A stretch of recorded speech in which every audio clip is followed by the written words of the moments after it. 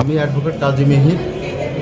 আমার বাদী পক্ষে মোহাম্মদ শরীফুল ইসলাম, তিনি এই আসামি আমির হামজা, ইসলামিক বক্তা, কুষ্টিয়া, তার নামে আজকে একটা মামলা আমরা রুজু করেছি সম্প্রতি। মামলাটা বিষয়বস্তু হচ্ছে যে জনাব আরাফাত রহমান কোকো ইনার এই যে প্রয়াত প্রেসিডেন্ট জিয়াউর রহমানের পুত্র এবং সাবেক প্রধানমন্ত্রী দেশনেত্রী খালেদা জিয়ার সন্তান এবং তারেক রহমানের ভাই।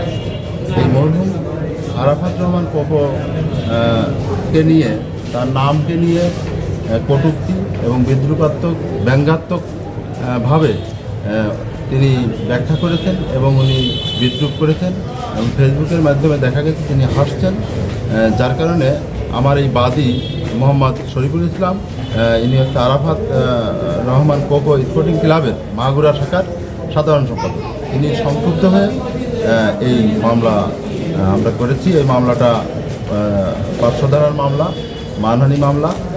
এই মামলা আমরা মাগুরা জুডিশিয়াল সদর আদালতে, আমরা আমলি আদালতে দাখিল করেছি। তিনি কিছুক্ষণ পরে আমাদেরকে আদেশ দিবেন, এই অপেক্ষায় আমরা আছি।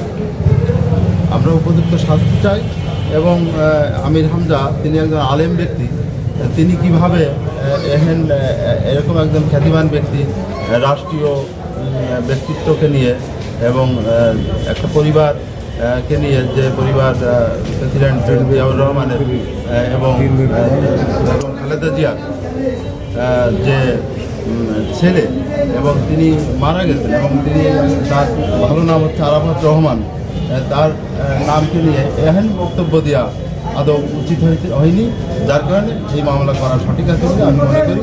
এবং মোহাম্মদ শরীফুল ইসলাম সে আমার কাছে আসলে তার বিষয়ে আমি বিস্তারিত চিন্তা করি। আর মামলা লিখে আমরা মামলা দাখিল দিয়েছি। আমরা মামলার সঙ্গে এই যে ইনকিলাবে প্রকাশিত যে কাটিং, এটা আমরা দাখিল দিয়েছি। কালের কণ্ঠে প্রকাশিত, সেখানে যে লেখা আছে কোকো নিয়ে আপত্তিকর মন্তব্য, আমির হামজার দুঃখ প্রকাশ এই বিষয়ে, এবং আরাফাত রহমান কোকোকে নিয়ে কুরুচিপূর্ণ বক্তব্য, তীব্র সমালোচনার মুখে জামাতি প্রার্থী আমির হামজার এটাও ইনকিলাবে উনি।